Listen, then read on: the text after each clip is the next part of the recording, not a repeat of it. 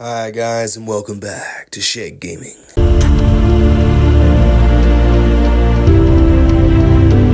think the Shed is not alone in saying that 40k 10th edition has not been the most enjoyable for some traditional 40k players. And in this video, I will discuss 10 areas of 10th edition that must be addressed and improved. Number 1. Too many copy and paste rules. Now I hope I'm not alone in thinking that 10th edition has been simplified as a game, which attracts new players in, but the players that are already there, the game has been watered down and streamlined to the point that it's barely recognizable from what it was. I've been playing 40k since 5th edition, and my personal favourite was 9th, because it felt like there was so much more variety of lists. Every army was themed to what they do. Necrons had Mefrit dynasties, Orcs had the Goth clan, and it was really unique and rich and flavourful, but now I think everything's just copy and paste, as I said. Dev wound, sustained, and lethal is everywhere. Every detachment does the same thing. The Sisters have an advance on all their weapons. That's the same thing as Space Marines. Chaos Space Marines now have Oaths, which is the same thing as Space Marines. And there's not enough resources going into creating creative rules that are also balanced and fair.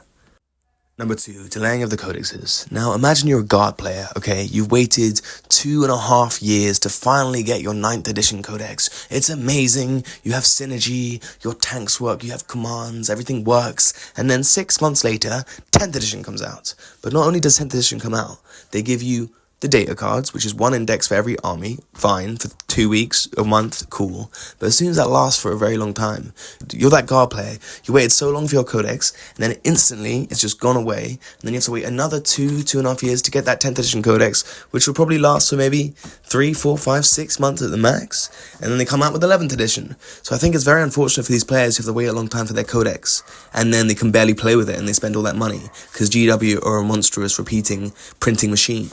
So I think everyone should have their codex at the start of the edition, and then you can just release cool models and people will spend money from there.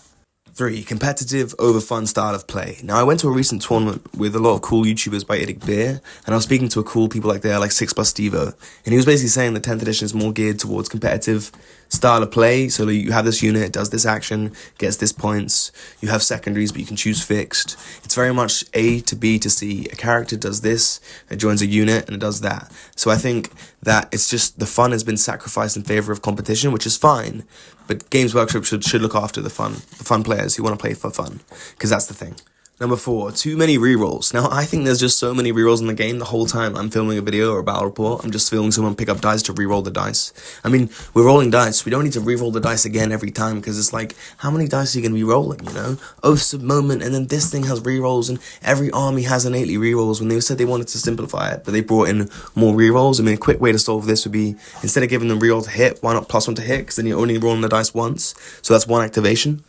So yeah, for number 4, there's just too many rerolls in the game, and it just slows it down with weight of dice, because you want a streamlined game, but the rolling is just a hassle sometimes. It's really fun, I do love rolling, but just not too many Oaths of Moment and rerolls. Number 5, characters joining units. Now, I really don't like this personally. I've said that already, but I think characters joining units, it just makes the character is obsolete, like a glorified sergeant. They lack the independence, and it means there's also a lack of fun or unique, or like it can go anywhere. It has to just follow the unit, and if the unit dies, they die. I mean, it is cool that they always make the charge together. I think that's quite helpful. But I like 9th edition when a character was in 3, and he could buff different squads, he can go in different places. I mean, a character of an army should be unique to that army, in the sense that they can go where they want to go. They're the HQ, they decide where to go, when to go. Not just stick with a squad the whole time. I know you have the independent heroes, but I still think someone like Marnie's Calgar should be rocking the battle by himself. Number 6, Psychic Phase being lost and not being replaced, and instead everything that became Psychic is an oven-baked one-use ability or just a shooting attack. In regard to 9th edition, I really like the Psychic Phase. I want to give this unit a Feel No Pain. This unit's going to be a Megastar Death unit and we'll have, all the buffs. And also the Grey Knights got shafted because they had so many cool powers, so many, flavorful things like different psychic powers. And now it's just, they get sticky objectives. Yay! You get to lethal hits. Woohoo! All their weapons are psychic, and that has literally no buff apart from a 2 CP Dev Wound stratagem, where you can just spend 1 CP for 1,000 Suns and get a 4 Feel No Pain to psychic weapons and make them hazardous. It doesn't make any sense. The Psychic Phase is nil pois. It's obsolete, and it should be really important to 40k. Maybe not as excessive as it was, but it definitely needs to be addressed. Number 7, we're getting on, sorry for my rambling. This one is the lack of Relic and Warlord traits. Now, for example, I really enjoy 9th edition again. I'm drawing back to it a lot because I really thought that was the pinnacle of 40k. I mean, I know it was bloated for a lot of people, but I really did like it. So for example, Relics and Warlord traits. You could give any character, any Relic, any Warlord trait, have your own custom character, have his own, and he could go where he wanted to go. That freedom, that kind of liberation within the player to decide what they want to do. And now enhancements, you just get one thing and it's an enhancement and it's a points upgrade, which is fine and simple, but I really like spending a CP for a Relic and not using that stratagem and having that decision what to use. And again, it had more agency for the player, which had a more skill ceiling. So therefore I think 9th edition was actually more of a challenging game to play, definitely, but also more that required more skill and had more of a skill ceiling. So I think that is another problem that needs to be addressed in 10th edition. Number 8, certain rules just feel weird. And now, for example, I'm going to just off the bat say Lone Operative, I don't like the mechanic. I know all characters kind of had that before, but they were protected within 3, but I think Lone Op's kind of janky. Some armies have it, some armies don't. There's not that much balance. Another example I can give is Fort Feel No Pains. I think that is a really horrible rule. I don't think that should exist. I mean, I do like certain changes of 10th edition, like I really like Rapid Ingress, and I really like overwatching in different phases. I think that's really cool. I think it's very interactive. But certain rules just to feel a bit janky, a bit weird, Lone Operative, Fort Feel No Pain, coming down within 3. These kind of rules just feel like bad hammer, and not really like Warhammer or fun hammer, which is what everybody wants.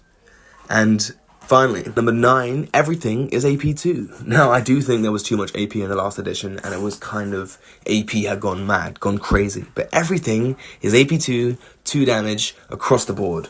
Everything in melee, Custodes, AP2, 2 damage, Scorpex, AP2, 2 damage. They even have the same strength.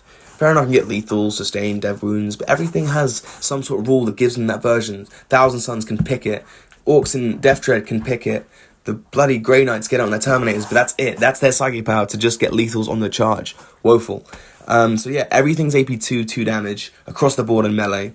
Lack of 3 damage, but if it is 3 damage, it's all AP2. I mean, you might have the odd demon with 6 damage, but I just feel like everything kind of got blanketed with AP2, 2 damage. So again, that lack of diversity in the AP and the damage reflects in a lack of fun in the game. So I think they need to just spice up the AP. And maybe some armies can have really good AP, but less good damage. You know, switch it up, play to their strengths. Have interesting, unique battles, you know, cool engagements. But that's just something else I think they need to improve.